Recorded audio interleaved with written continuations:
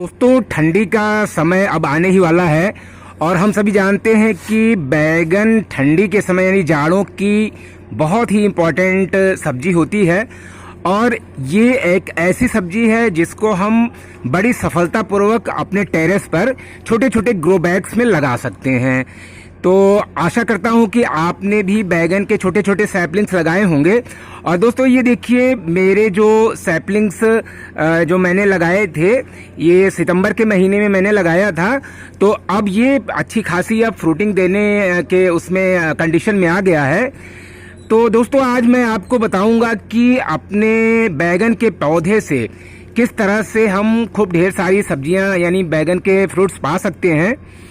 तो अपने छत पे लगाए हुए जो ऑर्गेनिक ब्रिंजल यानी बैगन होते हैं उसका तो टेस्ट निराला होता है और इसमें कोई भी ऐसी चीज़ नहीं होती है जो हमारे सेहत के लिए नुकसानदायक हो। तो दोस्तों जैसा कि आप देख ही रहे हैं अभी अक्टूबर का सीजन चल रहा है और इसमें फ्रूटिंग आना शुरू हो गई है और मैं देख रहा हूँ कि लगभग 10-12 या 15 इसमें फ्रूट्स लगे हुए हैं। तो मैं आज आपको बताऊंगा कि किस तरह से हम अपने बैगन के पौधे की केयर करें और कैसे उसमें ढेर सारे फ्रूट्स पा सकें। तो दोस्तों कोई भी फ्रूटिंग प्लांट जब हम लगाते हैं तो ये ध्यान रखते हैं कि उसको प्रॉपर एनर्जी मिले। तो प्रॉपर एनर्जी देने के लिए हमें अच्छी फर्टिलाइजर चाहिए और हमको उन अपने जो पौधे होते हैं उनको जो है रोगों से भी बचाना होता है। अगर हम ये दो काम अच्छी तरह से कर लेते हैं तो हमारे पौधे में यानी जो हमारा प्लांट है उसमें फ्लावरिंग और फ्रूटिंग दोनों अच्छी तरह से होती है। तो दोस्तों बैगन का पौधा अगर सच माने तो जाड़े की ये सब्जी होती है, जाड़े में ही इसको खाने का टेस्ट कुछ अलग ही होता है। वैसे तो ये साल भर अब मिलती है लेकिन ठंडी के समय के बैगन की बात ही अलग होती है। तो फ्रेंड्स सबसे पहला हमें ये काम करना चाहिए कि अपने बैगन के पौधे को हमें पूरी सनलाइट में रखना चाहिए। अगर हम इसको शेडिंग एरिया में रखते हैं तो इसमें हो सकता है कि फूल आ जाएं लेकिन फल आना मुश्किल हो जाएगा। तो सबसे पहला काम हमें ये करना चाहिए कि इसको हमें पूरी तरह से फुल सनलाइट में रखना है।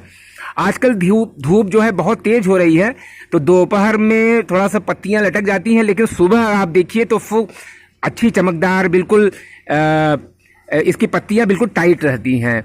तो अब धीरे धीरे मौसम थोड़ा ठंडा होता जा रहा है तो हमें ये काम करना है कि धूप में इसको प्रॉपरली रखना है। दूसरा काम दोस्तों ये करना है कि इसकी मिट्टी को आप सूखने न दें।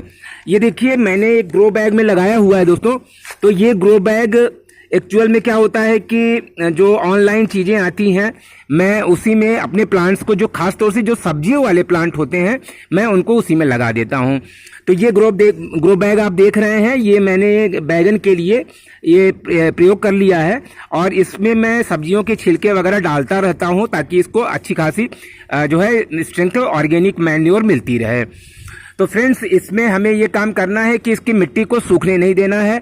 जब पानी तब तक आप डालिए जब तक कि नीचे के होल से इसमें पानी बहने न लगे, पूरा पानी बहने न लगे। मिट्टी अच्छी से हमेशा के लिए जो है वो नमी इसमें रहनी चाहिए। मिट्टी अगर आपकी सूख गई न तो समझ लीजिए आपका ये पौधा जो है फिर धीरे धीरे डेड होने लगेगा।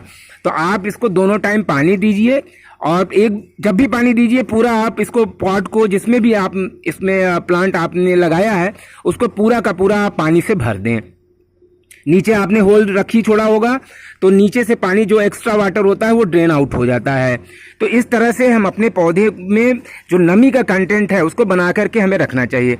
दूसरी चीज़ आती है इसको खाद देने की। तो दोस्तों खाद आप इसमें गोबर की खाद दीजिए और गोबर की आप गोबर से भी बढ़िया अगर आपके पास पुराना गोबर है तब तो आप उसमें दीजिए, वरना आप अगर थोड़ा अभी हाल का ही गोबर है जैसे बरसात के समय में तो उसकी पूरी ताकत बह के निकल जाती है तो ऐसे गोबर जो है बेकार होते हैं। तो उसका कंपोस्ट अगर आपको मिलता है तब तो डालिए, वरना आपको मैं दिखाता हूँ जो गोबर की कंडी होती है। ये देखिए ये गोबर की जो कंडी है इसको आप पानी में इस तरह से ऐसे डाल दीजिए। ये देखिए इस तरह से डाल करके 2-3 दिन रख दीजिए दोस्तों। और जब ये पूरी तरह से इसका लिक्विड आपको मिल जाएगा, पीले कलर का लिक्विड आपको मिलेगा और उसके बाद आप इसको जो है अपने प्लांट में जो भी सब्जियों का प्लांट है आप उसमें डाल सकते हैं। और बैगन के लिए तो बहुत ही फायदेमंद होगा। और जो ताज़ा गोबर या अभी हाल का गोबर है, तो अभी बरसात बीती है, सारे जो उसकी जो ताकत होती है ना वो बह करके निकल जाती है, जो कि ग्वाले जो गोबर रखते हैं। लेकिन ये है कि अगर आप कंडी का इस्तेमाल करते हैं, ये देखिए कंडी, तो इसमें इस पूरे गोबर की ताकत बरकरार रहती है। और दूसरी चीज़ ये है कि इसमें जो है इससे पौधों की जड़ें जलती नहीं हैं, तो ये बहुत ही अच्छी फर्टिलाइजर, लिक्विड फर्टिलाइजर तैयार होती है। तो इसको आप 2-3 दिन इस तरह से रख करके और फिर आपने इसमें डाल दीजिए, अपने इसके जो भी गमले में या पॉट में आपने लगा रखा है आप उसमें डाल दीजिए। तो आप देखेंगे कि ज़बरदस्त फ्रूटिंग आपको दिखाई देगी। और आप देखिए इसी तरह से मैं डालता हूँ और देखिए कितने ढेर सारे इसमें फ्रूट्स आ गए हैं। और टेम्परेचर का थोड़ा असर होता है, जैसे जैसे ठंडक बढ़ेगी ना इसमें फ्रूटिंग की मात्रा बढ़ती जाएगी। और दोस्तों एक बात और ध्यान रखना है कि जब भी इसमें फूल आए, जब अगर आपके पौधे में फूल आ रहे हैं, फल नहीं आ रहे हैं, तो पानी उतना ही डालिए जितनी बस मिट्टी नम रहे। और अगर आपने स्टैंडिंग वाटर रख छोड़ा है, यानी पूरा आपका गमला पानी से भरा है, तो फूल निश्चित रूप से गिर जाएंगे। इस बात को अच्छी तरह नोट कर लीजिए। तो इस बात को आपको समझना चाहिए कि पानी जो है ड्रेन आउट हो जाए, इस तरह से आपको इसमें पानी डालना है। तो फ्रेंड्स अगर आप ये काम करते हैं ना, तो आपके बैगन के पौधे में खूब ज़बरदस्त फ्रूटिंग होगी। और फ्रेंड्स ये एक काम और करना चाहिए आपको, ये देखिए ये है राख। ये राख बैगन के पौधे के लिए बहुत ही उत्तम होती है। इसमें नेचुरल नाइट्रोजन पाया जाता है। यूरिया मत डालिए, ये राख डालिए आप, इस तरह से आप उसकी जड़ों में डाल दीजिए। इसके दोस्तों कई फायदे होते हैं। ये देखिए मैंने डाल दिया है और इसके बहुत फायदे होते हैं। इससे क्या होता है, चींटियां वगैरह भी भाग जाती हैं और फंगस भी, अगर थोड़े बहुत फंगस की प्रॉब्लम होगी तो वो भी दूर हो जाता है। और ये फर्टिलाइजर का भी काम करता है। ये देखिए मैंने डाल दिया है, ये देखिए ये राख है। तो इस तरह से आपको कंडी की राख या लकड़ी की राख कहीं भी मिले तो आप उसको ले आइए और उसको अपने इसमें पॉट में या गमले में डालिए। और फ्रेंड्स मैं आपको ये बताता हूँ, ये देखिए ये है नीम की खली। तो नीम की खली ये हर 1 हफ्ते में 2 चम्मच आप अपने बैगन के प्लांट में डाल करके देखिए, बहुत गजब का काम करेगा दोस्तों। बहुत ही अच्छी चीज़ ये होती है नीम की खली। ये मैं लगभग इतना नीम की खली जो है लगभग 10 रुपए की मिल जाती है। तो आप ला करके और ये देखिए थोड़ा सा ऐसे उठाइए और इस तरह से आप चाहे तो उसको पानी में भी घोल कर डाल सकते हैं और डायरेक्ट भी डाल सकते हैं। ये देखिए इस तरह से आप डाल दें। दोस्तों ये बहुत बढ़िया फर्टिलाइजर का तो काम करता ही है, साथ ही साथ एंटीबैक्टीरियल और एंटी फंगल भी होता है। तो इस तरह से आप अपने बैगन के प्लांट, जितने भी प्लांट आपके हों, उसमें आप डाल करके देखिए, बहुत ही अच्छा काम करता है। तो फ्रेंड्स इस तरह से अगर आप अपने बैगन के प्लांट की देखभाल करेंगे तो आपके बैगन के प्लांट में खूब अच्छी खासी फ्रूटिंग होगी।